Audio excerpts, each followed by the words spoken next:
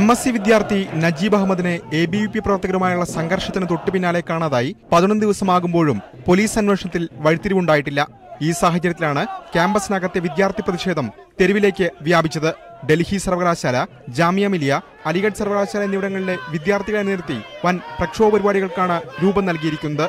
ഇതിന് തുടക്കം കുറിച്ച് ഡൽഹി മണ്ഡി ഹൌസിൽ നിന്ന് ജന്തർ മന്ദറിലേക്ക് നൂറുകണക്കിന് വിദ്യാർത്ഥികൾ പങ്കെടുത്ത പ്രതിഷേധ മാർച്ച് നടന്നു. മാർച്ചിൽ പങ്കെടുത്ത നജീബ് അഹമ്മദിന്റെ അമ്മ ഫാത്തിമ നഫീസ് വിദ്യാർത്ഥികൾക്ക് മുന്നിൽ പൊട്ടിക്കരഞ്ഞു.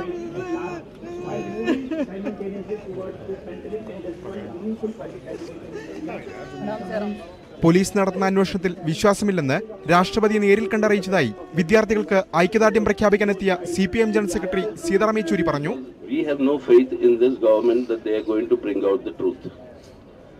That this government is going to bring out the truth is something that is just not, it is not feasible to even consider that. It can only happen under pressure. വിഷയത്തിൽ സമഗ്ര അന്വേഷണം വേണമെന്നാവശ്യപ്പെട്ട് വൈസ് ചാൻസലർ പോലീസ് കമ്മീഷണറുമായി കൂടിക്കാഴ്ച നടത്തിയിരുന്നു. വിദ്യാർത്ഥി പ്രതിഷേധം ശക്തമാകുമ്പോഴും നജീബ് എവിടെയാണെന്ന കാര്യത്തിൽ പോലീസിന് ഇതുവരെ വിവരമൊന്നും ലഭിച്ചിട്ടില്ല.